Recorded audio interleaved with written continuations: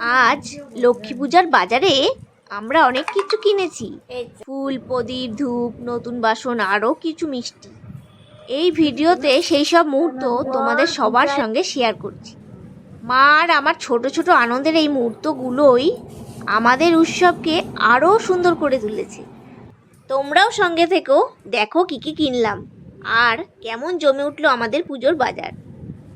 কত সুন্দর বাজার।